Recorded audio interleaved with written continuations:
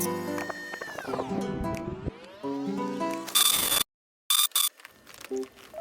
guys! Today I'm going to show you this amazing light tripod with a phone holder. Kung mahilig kayo sa pag-create ng content or gusto nyo lang kumuha ng magagandang photos at videos, siguradong magugustuhan nyo ito. Here's everything inside the box. Meron tayong tripod stand, LED light, at phone holder. Bali, madali lang naman siyang i-assemble, so gayahin nyo lang kung paano ko siya sinetup sa video.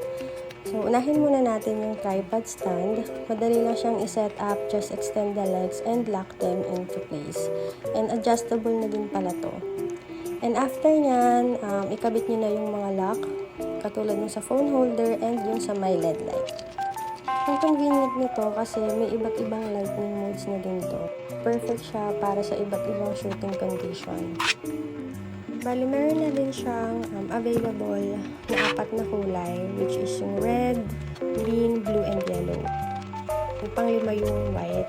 So, pwede nyo siyang gamitin if yung desired na lightning ninyo once na gagamitin nyo na. After natin ma-assemble, itatry na natin yung tripod light natin.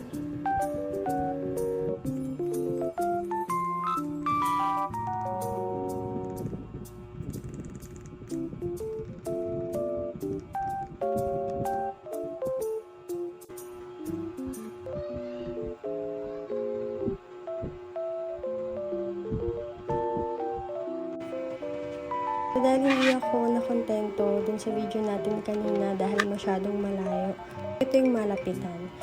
Ito yung sample ng kulay red. So, i-adjust nyo lang yung brightness if masyado kayong naliliwanagan. And then, next naman natin yung yellow.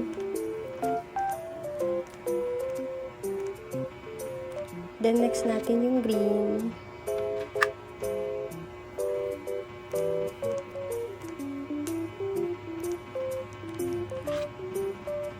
Then yung blue.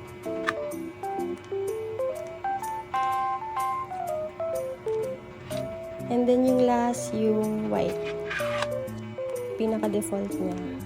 Mas prefer ko yung white kasi mas clear or mas klaro yung makukuha nating photos if ever na gagamitin na natin siya.